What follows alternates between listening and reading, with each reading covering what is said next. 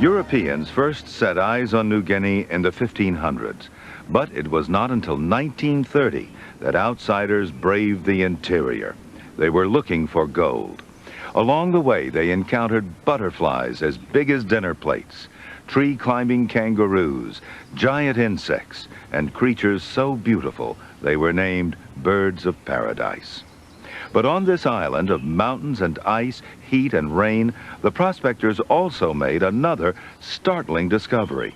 In their quest for gold, they stumbled upon a Stone Age culture, one of the last to be discovered by the modern world.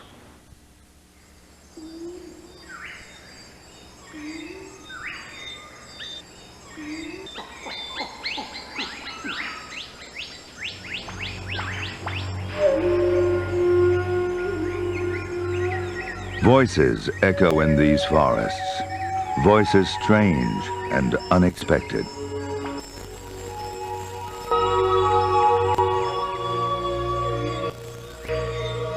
New Guinea is the largest tropical island.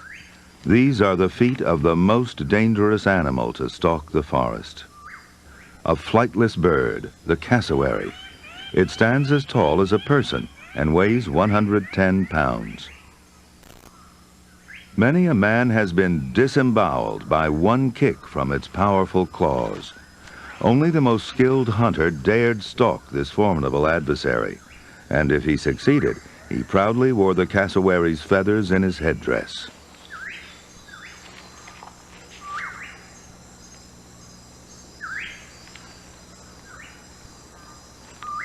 The absence of large predators makes the forest floor safe for the cassowary, and another striking but less formidable bird.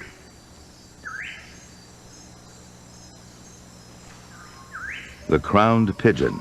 It's the size of a turkey, and while it can fly, it's so heavy that it rarely leaves the ground.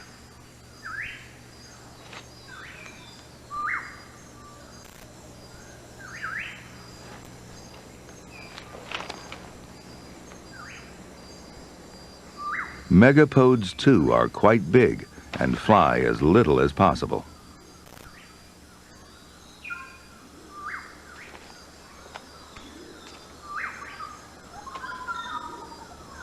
Their name means Bigfoot because they use their feet to dig deep tunnels in which they lay their eggs. They don't sit on their eggs but rely on the warm soil to incubate them. The ground is continually heated by nearby volcanic springs.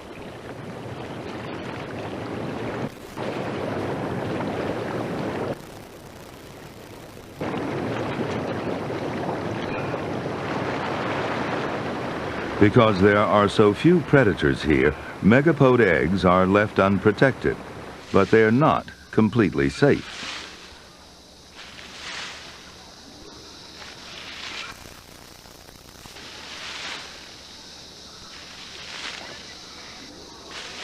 Human beings are the major threat to their eggs. Papua New Guineans are expert farmers and hunters, but megapode eggs are especially valued.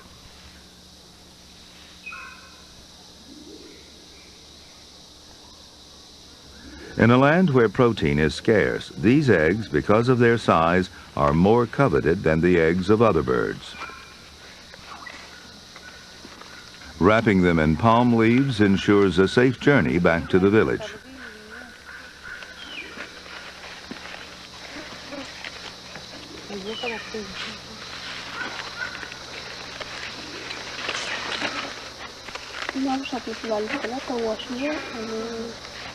Because megapodes breed for 9 months of the year, the people can collect their eggs 3 times a week.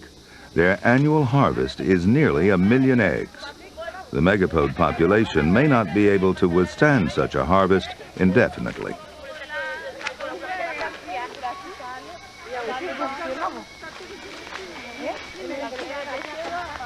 These people and the unique wildlife that surrounds them live in one of the last untouched rainforests in the world.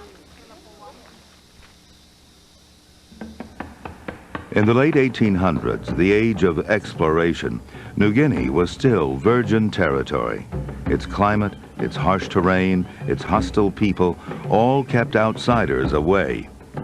But after expeditions had climbed the Alps, conquered the Himalayas, and penetrated the Amazon, white adventurers turned their eyes to New Guinea.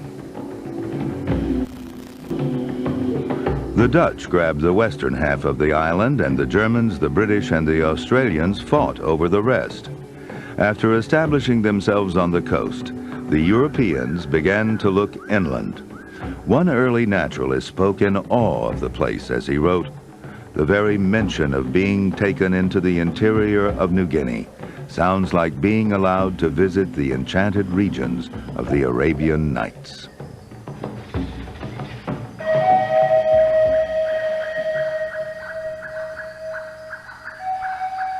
In this startling, lush, and isolated world, animal and plant life grew into wildly extreme proportions.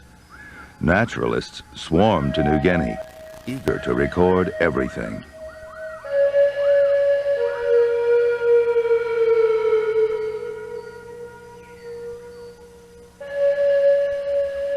As one wrote, "It's impossible to step outside without seeing something new and interesting." One thing that was interesting was the size of these new creatures.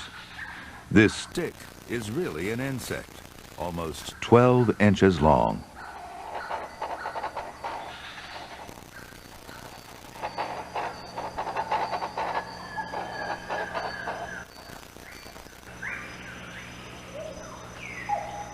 One foot from wingtip to wingtip, the Hercules moth is the biggest moth in the world.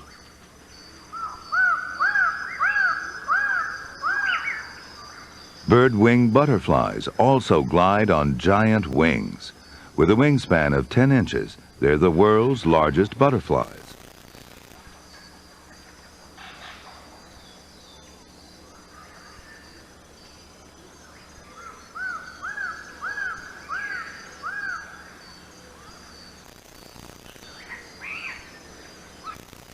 But what transfixed the naturalists were the bird voices they heard throughout the forest. And one only had to look up to see a profusion of color, a rainbow lorikeet,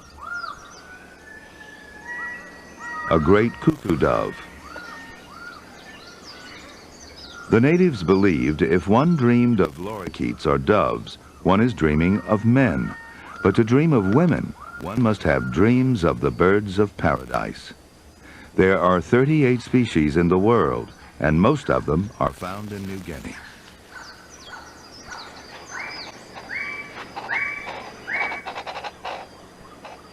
All these birds are male. They're the most colorful sex because they need to attract a mate. But their dazzling colors may also warn potential predators that they're poisonous.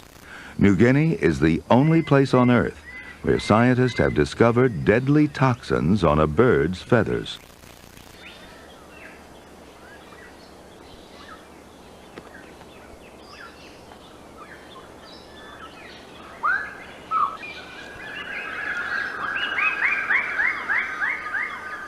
These lesser birds of paradise are displaying on a communal tree.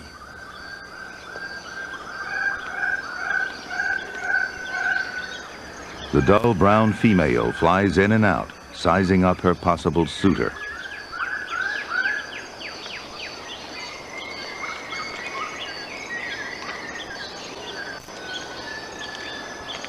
She chooses the best performer as her mate.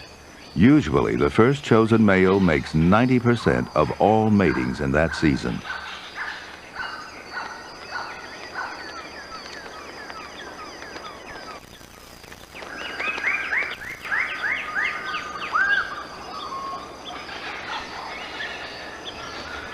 New Guineans believe a woman's soul changes into a bird of paradise. The birds are black and brown, the color of a woman's skin. The display plumes are like skirts, and the new plumes are beautiful, like a young girl. That is why dreaming of birds of paradise is to dream of women.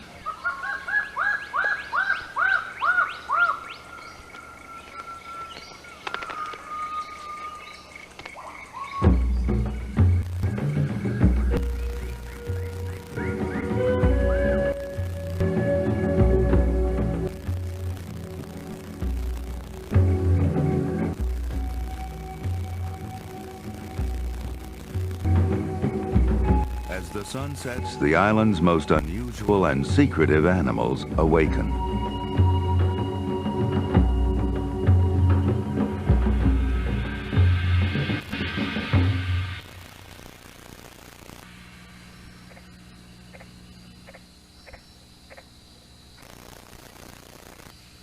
The spotted cuscus, a possum, has a surprisingly colorful coat for an animal that only emerges after dark.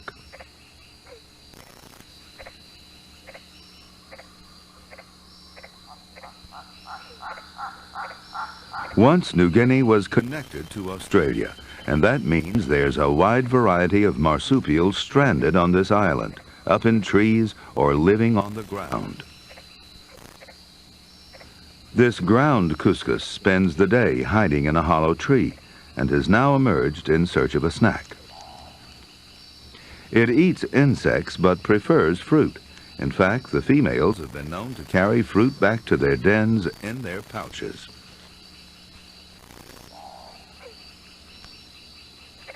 Most of the marsupials here are slightly different from their Australian relatives because these marsupials are adapted to survive in rainforest, which is rare in Australia. This is a wallaby, one of 6 species unique to New Guinea. All of them are small and dainty, so they can move with ease through the undergrowth on the forest floor.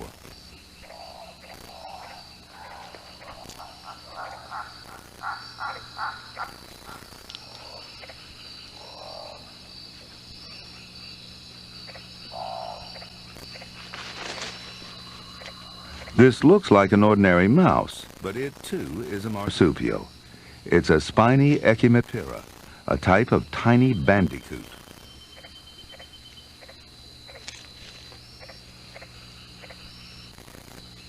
It feeds on almost anything, from earthworms to fallen fruit.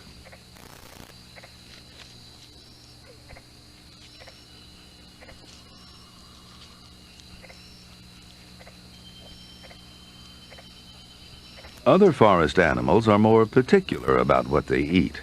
This tiny sugar glider lives on a sweet liquid diet of sap and nectar.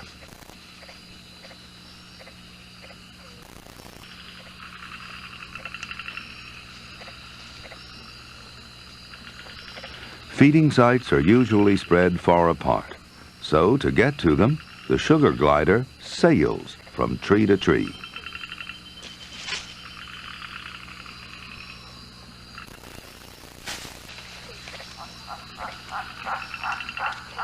Some of the native people are wary of the sugar glider. They believe sorcerers transformed themselves into this animal to spy on their victims.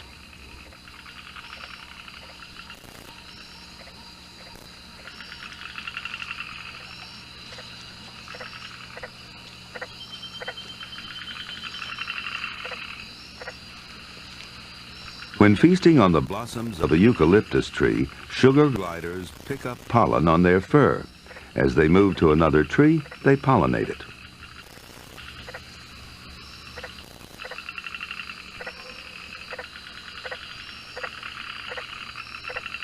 But the most numerous pollinators are bats, a blossom bat searching for nectar in a banana flower.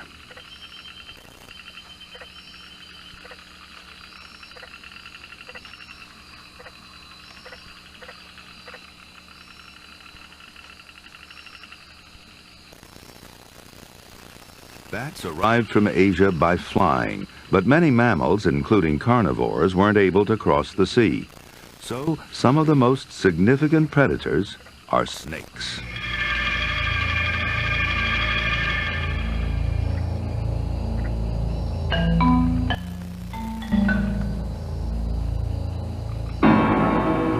A brown cat snake.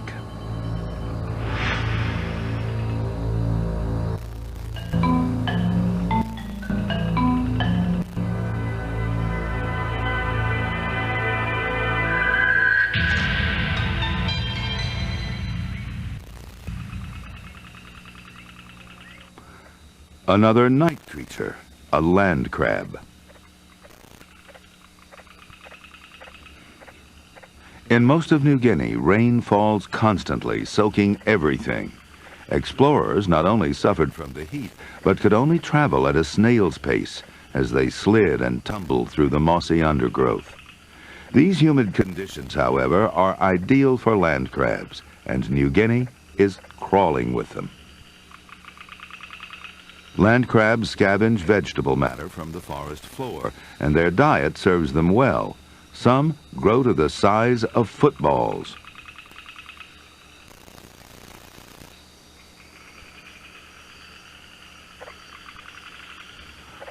Almost completely terrestrial, they travel to the sea only once a year to lay eggs.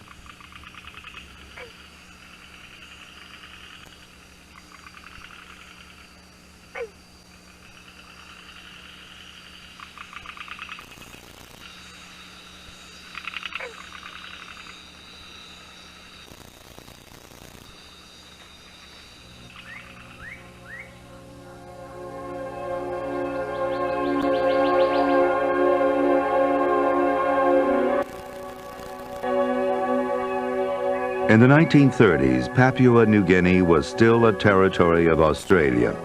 Its colonial governor was determined to explore all the uncharted areas in his domain. So he sent out small patrols to scout this unknown region. The area they had to cover was a blank place on the map, the size of South Carolina.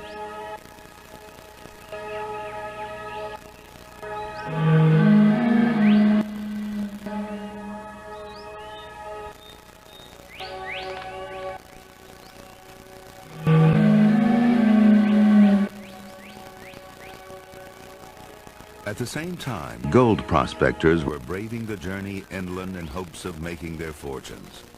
Australian Mick Leahy was one of them. Young and robust, he was undaunted by the challenges of these formidable jungles, although he knew they were dangerous. He wrote in his journal, "We saw a young chap come down the opposite side of the river. We thought he would cross the river on the swing bridge. We walked to greet him. By the time we reached the river, he had disappeared. His dog, wet and battered, was found downriver. No trace was ever found of the young chap's body. A person making a first crossing who did not know the strength of New Guinea's streams could step into the river and be immediately engulfed and swept away."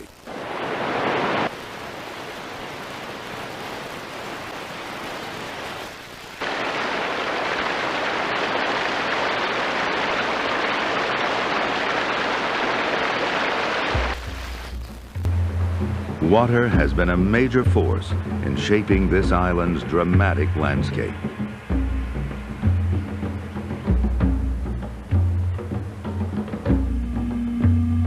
This is karst, a type of limestone that has been partially dissolved, creating vertical walls and jagged spires. Early explorers called these limestone cliffs a universe of death. One patrol took 10.5 hours to go a mere 300 yards. The patrol leader wrote, "It's a frightful stretch of country. The rock stands on end and forms craters large and small, and every step has to be watched, for the limestone edges are as sharp as broken glass." After 10 days of grueling travel, the patrol's rations ran out. Just in time, the limestone gave way to a less treacherous terrain. They found an underground cave filled with bats and gratefully devoured them.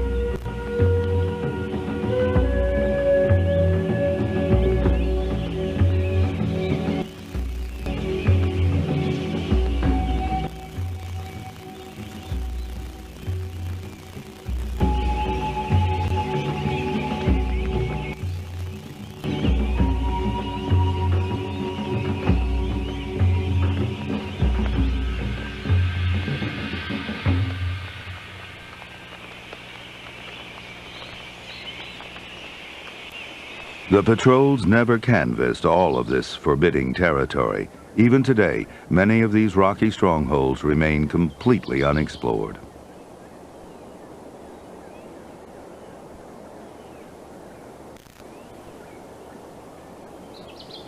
This region is called the Highlands, a stretch of mountains which cuts through the heart of New Guinea for 1,000 miles.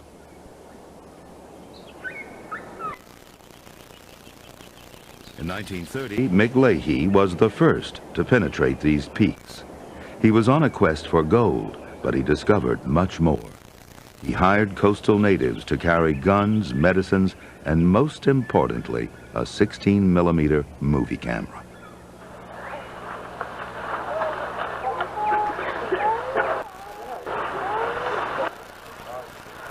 This historic footage is the first glimpse of the interior of New Guinea. The terrain proved even more difficult than expected. They scaled one ridge only to find another, crossing mountain after mountain.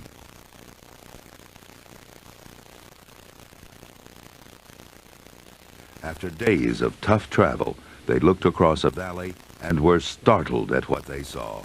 The valley was filled with gardens and pinpoints of light. And people, tens of thousands of people. The prospectors had unwittingly stumbled upon the last great unknown culture of the modern world.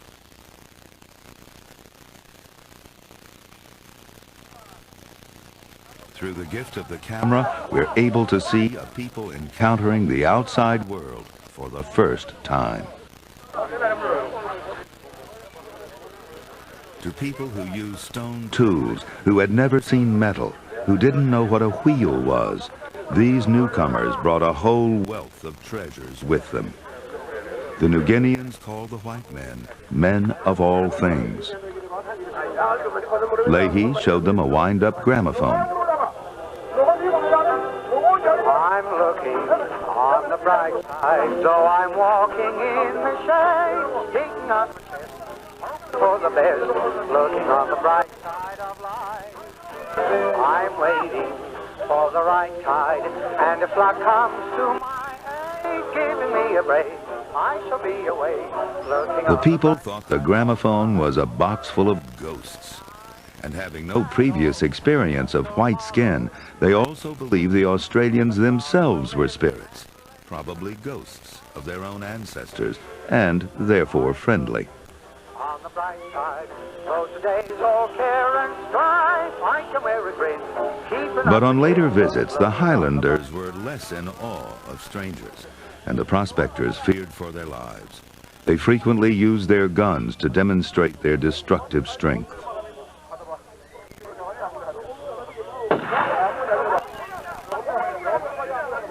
Although Leahy was one of the more enlightened of the European invaders, his unit still managed to kill almost 50 of the Highlanders. Other explorers had no such humanitarian compunctions. They felt they could only make it through the jungle by killing their way through. The native people retaliated by attacking all newcomers, earning a reputation for ferocity.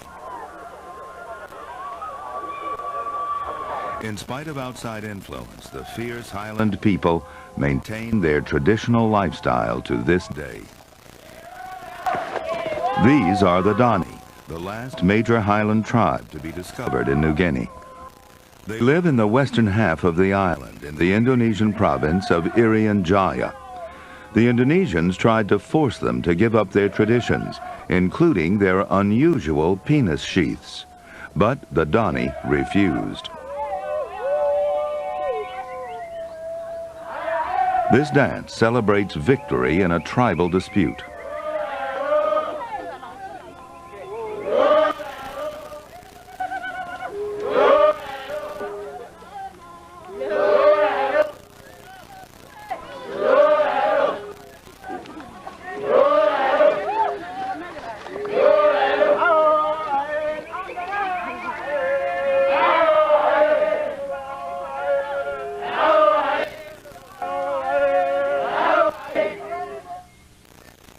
One of the most warlike tribes lives on the eastern side of the highlands.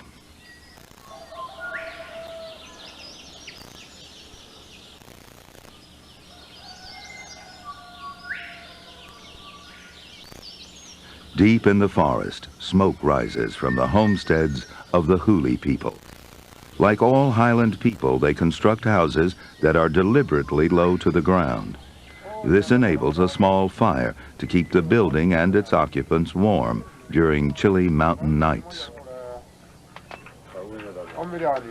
Huli husbands live separately from their wives in a communal men's house.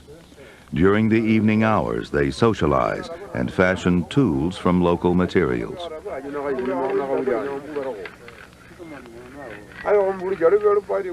Within the living memory of these men, stone axes were the best available tool. Great care was taken to make such a simple yet highly effective instrument. Today they are still made, but for a different purpose. Remnants of the Stone Age have attracted the modern world, and stone axes are made to sell to tourists.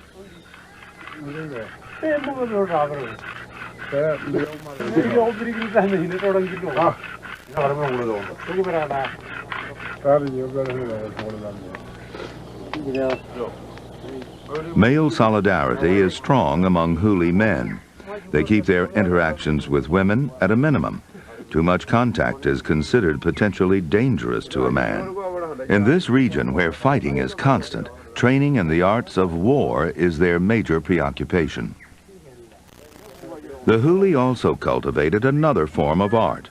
With simple wooden and stone tools, they created a most sophisticated system of agriculture. They built rolling terraces and perfectly square gardens on the steep slopes of their mountain world. One impressed patrol officer wrote, "Below us, reaching as far as the eye could see, lay the rolling timbered slopes of a huge valley system. On every slope were cultivated squares of such mathematical exactness, I thought of wheat fields."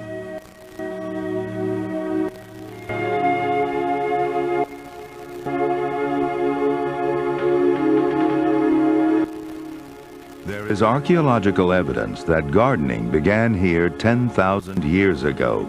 That would make New Guineans among the first farmers on Earth.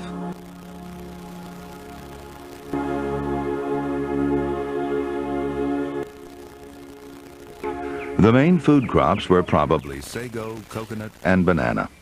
The European introduction of sweet potato revolutionized life in the highlands. These Huli women are digging for its tubers.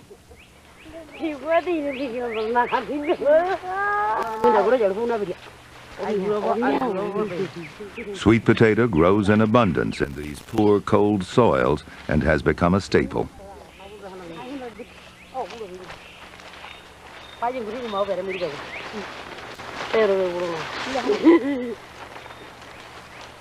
The success of the sweet potato has enabled the people to raise more livestock. The population of the highlands has boomed. Some people are moving out of the mountains and into the coastal cities. The downtown marketplace overflows with all kinds of fruits and vegetables.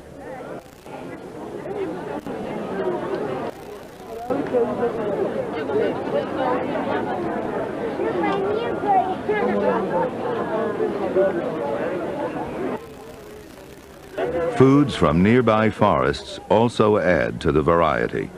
Karuka nuts and marita fruit are from different species of wild palm trees.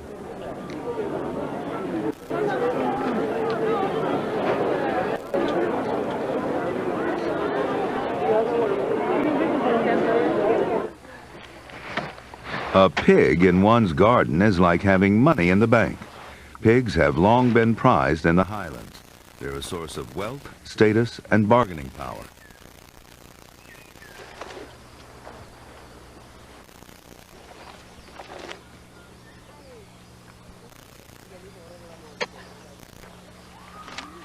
The pigs are owned by men, but it's always their wives who look after them, and the care is extremely thorough.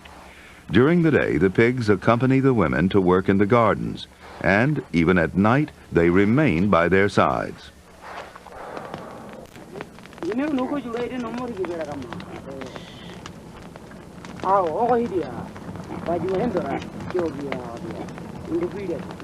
These women share their own homes with the pigs, while their husbands sleep in their communal house.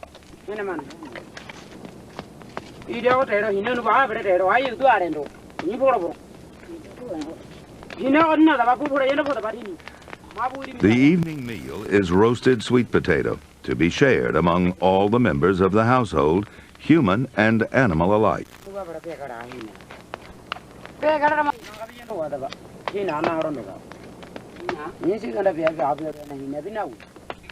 Since pigs are so highly valued, maintaining this capital investment is crucial to each household. It is carried towards a neutral no man's land for the transaction to take place.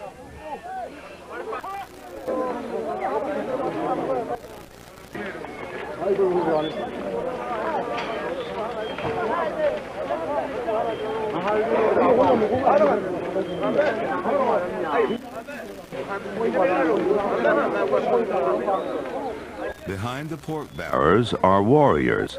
They're heavily armed. They take no chances when meeting with their enemies, who are also carrying lethal weapons.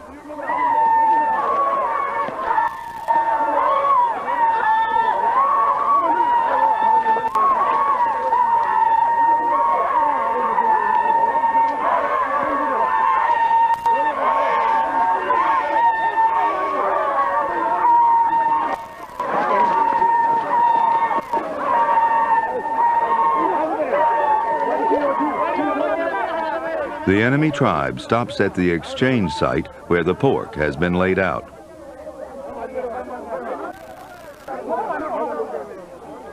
One wrong move could ignite another battle.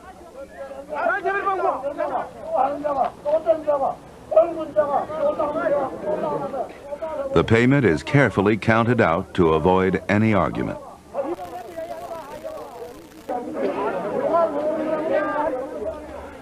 They have accepted their reward and rush in for the take.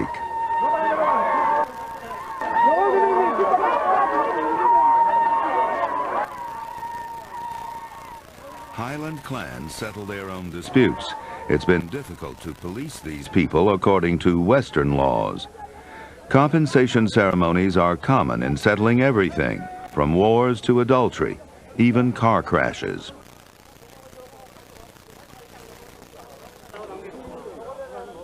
These days, the payments may involve cash or crates of beer, but pigs are still the commodity most valued, partly because they're a good excuse for a feast.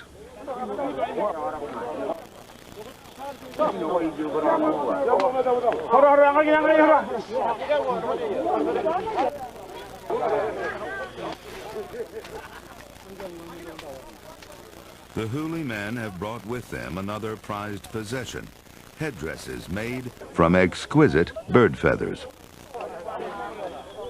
Only the most experienced men are allowed to make these ceremonial feather wigs, and only then by following strict customs.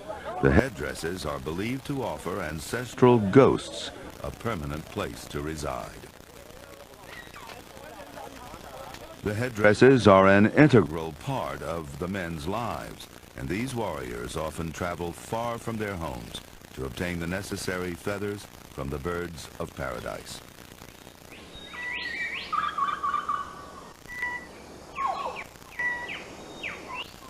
This is a blue bird of paradise.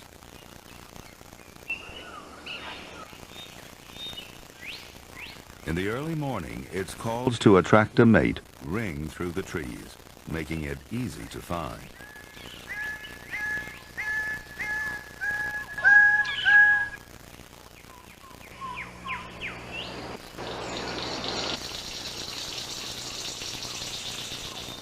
The male king of Saxony has extraordinary feathers sprouting from behind its ears. He's a cautious bird, difficult to catch, which makes his plumes even more treasured by the hunters.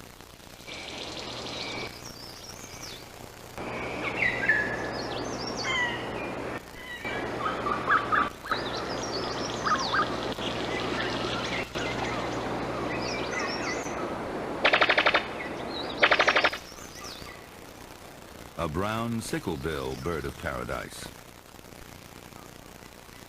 Not long ago, hunters would enter the forest in the early morning fog.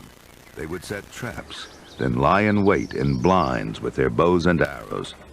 They believed as they shot a bird with its feathers already damaged, it must have dreamt it was going to die.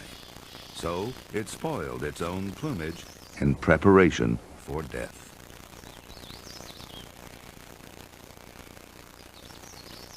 These long plumes of the ribbon-tailed Astrapia are still especially coveted. It has a longer tail for its body size than any other bird. Just as the birds up here are different from those on the coast, the forests in the highlands are markedly different from their lower counterparts.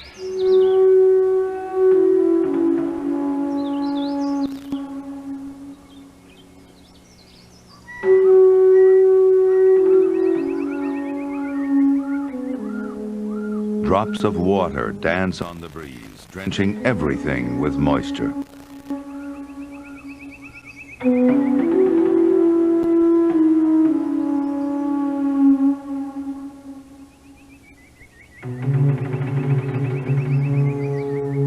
Branches are overgrown with greenery. A single large tree may support well over 300 other plant species.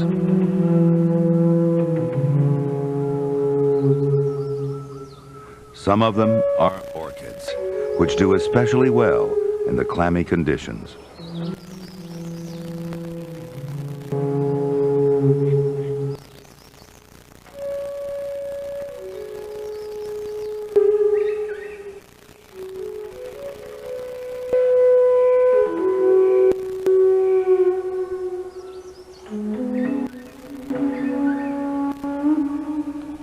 The higher up, the colder it gets. At nighttime, the temperatures can drop to freezing. Marsupials are active after dark, and those that live here are well adapted to the cold. This silky cuscus has much thicker fur than its lowland relatives.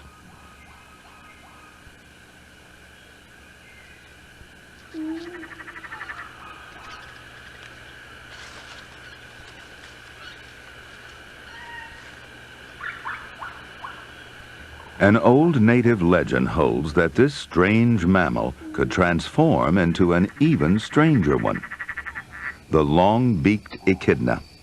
This is a mammal, but it also lays eggs.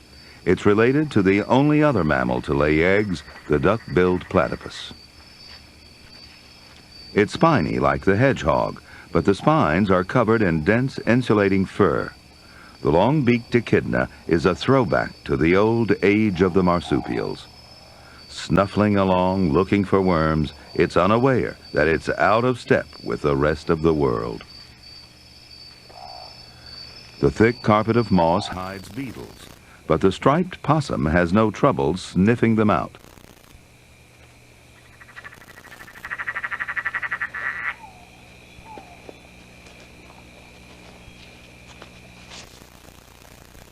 Striped like a skunk, it can also produce a strong, noxious odor when threatened. It has a long tongue, perfect for removing larvae from nooks and crannies.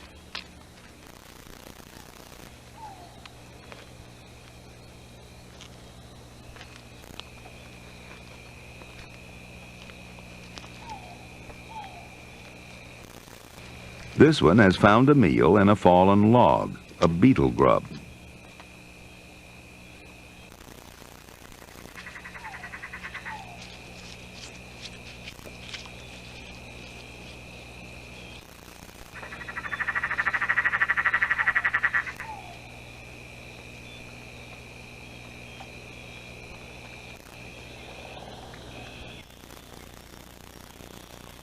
Much of the world first heard of New Guinea by an account from Captain J.A. Lawson in 1875. By this time, Europe was already jaded with the accounts of its voyagers and could only be aroused by news of the extraordinary. Lawson traveled around New Guinea for 7 months and soon afterward published a book. In it, he boasted of making more earth-shattering discoveries than anyone else in his day. He raved over his discovery of the highest mountain in the world, 4,000 feet higher than Everest, of waterfalls 900 feet wide and lakes 30 miles across. He also raved over spiders as big as dinner plates, of huge apes, striped cats, even bison.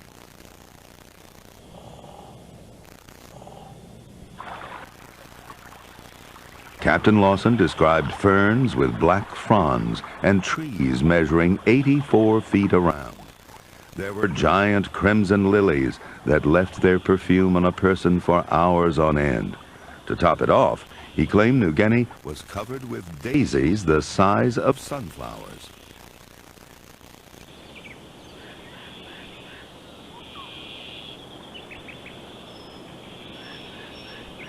In his day, no one could dispute it, and although later explorers were able to dismiss his accounts as a hoax, in some ways he did capture the mystery of the extraordinary plant and animal life that lives on this island. In fact, the truth has exceeded anyone's imagination.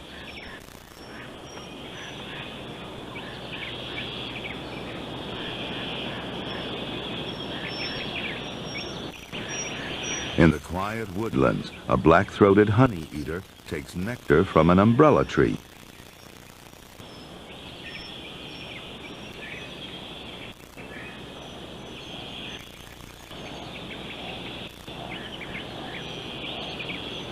Another elusive bird lives only in these woodlands, the McGregor's bird of paradise, never before filmed.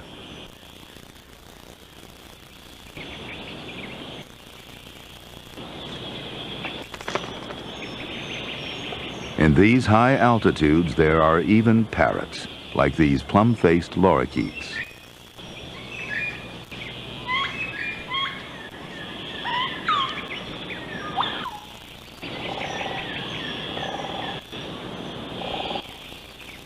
But much farther up lay the last great challenge.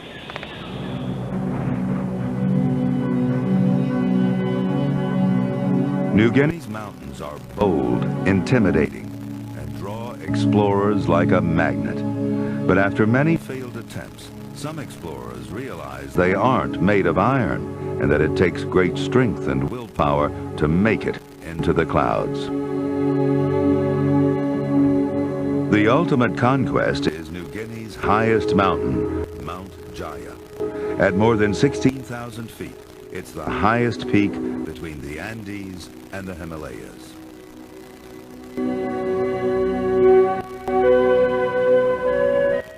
Native people don't journey up to the glaciers. They believe if they do, they will become blind, their noses and ears will fall off, and their teeth will break into pieces in their mouths. But Westerners aren't so easily deterred. Eventually, some do fulfill their dream of making it to the top.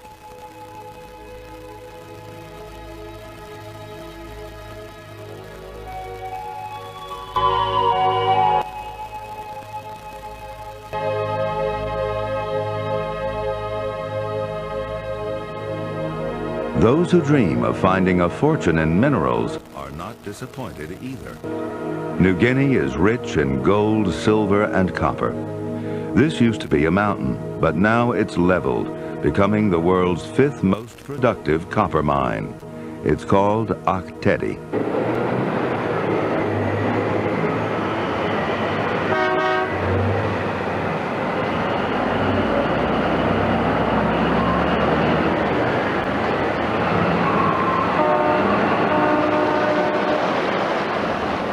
In this remote region, the 20th century has thrust itself into a Stone Age world.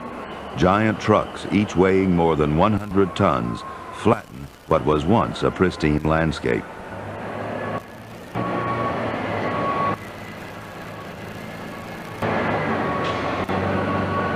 "30 tons of rock are lifted out in a single scoop. 150,000 tons of mountainside disappear every day."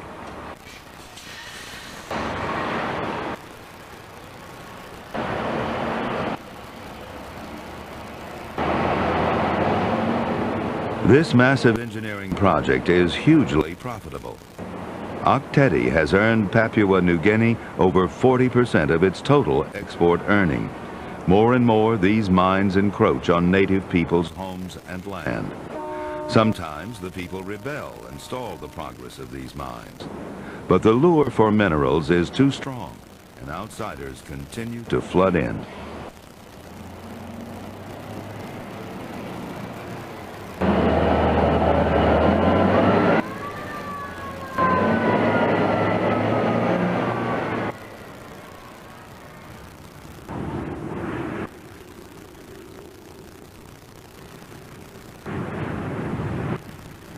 The new arrivals to this island brought even more cultures and languages, but most importantly, they brought air travel.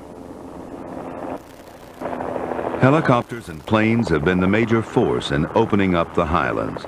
They bridge together the old world with the new instantly. Air transport is the only sure way to get through New Guinea's jungles and mountains, and there are nearly 500 airports.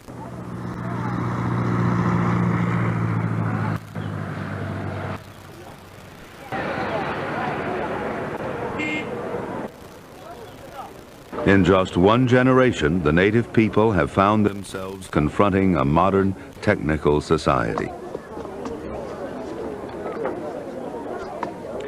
New Guineans try to maintain their own lifestyles and traditions while faced with the wealth and power of the newcomers. In a broad sweep, Western influence has tried to change their customs, their religion, even the face of their land. For the young especially, it is a terrible struggle to choose between the newfound wealth and ancient traditions.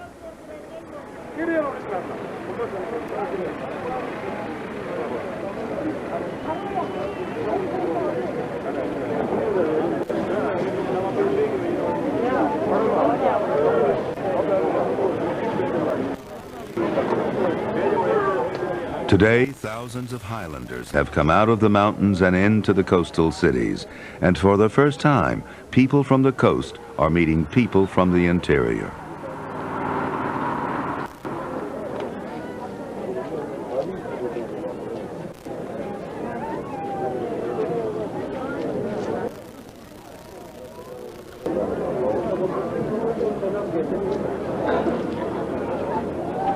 Despite all these changes, many still retain the customs and rituals which so intrigued Mick Leahy 50 years ago.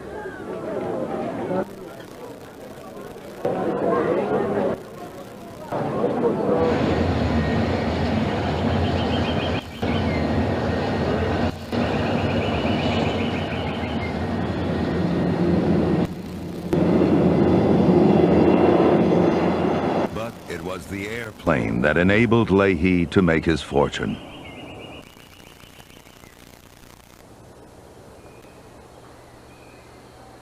Mick Leahy found some gold, but not the mother lode he was looking for. Instead, he and his brothers turned to raising coffee in the highlands and made millions.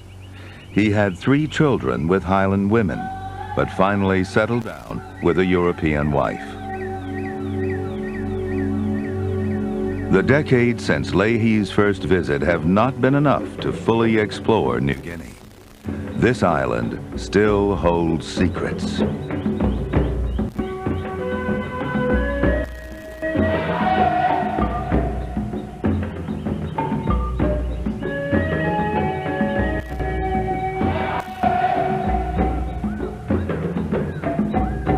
New Guinea has given us a great gift. The ability to witness progressive change over thousands of years in a single instant, of seeing ancient Stone Age life and modern-day existence in just a blink of the eye. The heart of this island not only reveals a living museum of natural history, but an unparalleled view of our human history as well.